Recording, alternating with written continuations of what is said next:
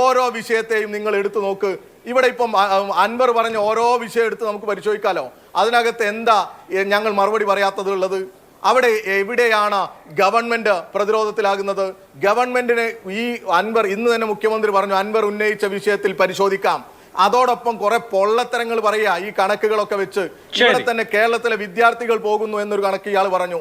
അതേപോലെ ഇദ്ദേഹം പറഞ്ഞു എന്താ പള്ളിയിൽ പോകുന്നത് ആ പ്രശ്നം ഒരിക്കൽ പറഞ്ഞില്ലേ, പിന്നെ അത് മാറ്റി പറഞ്ഞു. അങ്ങനെ പറഞ്ഞ് നേരത്തെ വന്ന ഒരാളുണ്ട്, ആരാ? അബ്ദുള്ള കുട്ടി, ഞങ്ങളെ പാർട്ടിയിൽ നിന്ന്. എന്നിട്ട് നിങ്ങളിൽ നിന്ന് BJP-യിലേക്കാ പോയത്. നിങ്ങൾ അതിനെ ഏറ്റുപിടിക്കുക.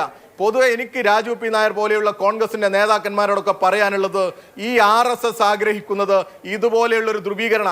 ഇപ്പൊ BJP-യുടെ നേതാവ് പറയുന്നത് കേട്ടില്ലേ, എന്തൊരു ശ്രദ്ധാപൂർവ്വം അവർ പരിശ്രമിച്ചുകൊണ്ടിരിക്കുന്നത്. ഇക്കഴിഞ്ഞ തെരഞ്ഞെടുപ്പിൽ, ലോക്സഭാ തെരഞ്ഞെടുപ്പിൽ BJP-യുടെ പ്രചരണം എന്താ? CPM എന്ന് പറഞ്ഞാൽ ന്യൂനപക്ഷ പ്രീണനം നടത്തുന്ന പാർട്ടിയാണ് എന്ന. ഇപ്പൊ തന്നെ അൻവറിന്റെ വിഷയം വന്ന സമയത്ത് കെ സുരേന്ദ്രൻ ഇറക്കിയ സ്റ്റേറ്റ്മെന്റ് എന്താ? ആ സ്റ്റേറ്റ്മെന്റിൽ പറയുന്നത് എന്താണ്? അൻവറിനെ തള്ളാൻ CPM-ന് സാധിക്കാത്തത് എന്ന അദ്ദേഹത്തിന്റെ സ്റ്റേറ്റ്മെന്റ്. അതിന്റെ മൊന എന്താ? മൊന മറ്റൊന്നുമല്ല, മുസ്ലിം പ്രീണനമാണ് CPM നടത്തുന്നത് എന്നുള്ളതാ. എന്നാൽ അതിന് നിന്നു കൊടുക്കുക നിങ്ങൾ. അതേ സമയത്ത് മുസ്ലിം ലീഗുകാരുണ്ടല്ലോ, മുസ്ലിം ലീഗുകാർ, നിങ്ങളുടെ നേതാവല്ലേ PMA സലാം, എൻ്റെ ഒരു ഓഡിയോ ഉണ്ട്, ഞാൻ അയച്ചു തരാം.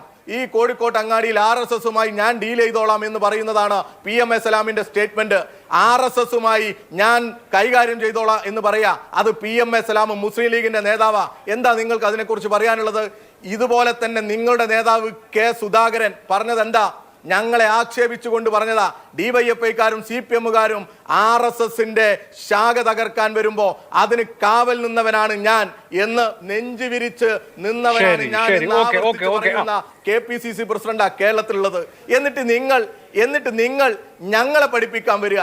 ഞങ്ങൾ ഉറപ്പിച്ചും തറപ്പിച്ചുവാ പറയുന്ന മുഖ്യമന്ത്രി അത് പറഞ്ഞു. ഞങ്ങളുടെ നിലപാട് വർഗീയതക്കെതിരാ. അത് ഭൂരിപക്ഷ വർഗീയതയായാലും ഈ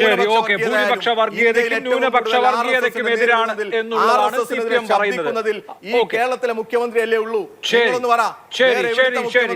മുഖ്യമന്ത്രി സംസാരിക്കുന്നത് ഒരു മുഖ്യമന്ത്രി പോലും അങ്ങനെ സംസാരിക്കുന്നില്ല. എന്നിട്ട് നിങ്ങൾ ഈ സ്റ്റേറ്റ്മെന്റുകളെ ഒക്കെ ആകെ വളച്ചു തിരിച്ചു കൊണ്ടുവരിക. ആന്റി നാഷണൽ എന്ന് പറയുന്ന ഒരു വാക്കുപയോഗിച്ച് അത് എന്തോ മുസ്ലിം വിരുദ്ധമാണ് എന്ന് പറഞ്ഞ് നിങ്ങൾ അങ്ങ് ഏറ്റെടുക്കുക. ഇന്ന് ഹിന്ദു തന്നെ പറഞ്ഞു അതിൽ ഇങ്ങനെ ഒരു ഭാഗം ഇല്ല എന്ന്. എന്നാ പിന്നെ അതിന് നിൽക്കണ്ടേ? ഈ ജമാഅത്തെ ഇസ്ലാമിയുടെയും SDP-യുടെയും ആഗ്രഹപ്രകാരം നിങ്ങൾ തുള്ളരുത്. ഉണ്ടാക്കുന്ന കാഴ്ച നമ്മൾ കേരളത്തിൽ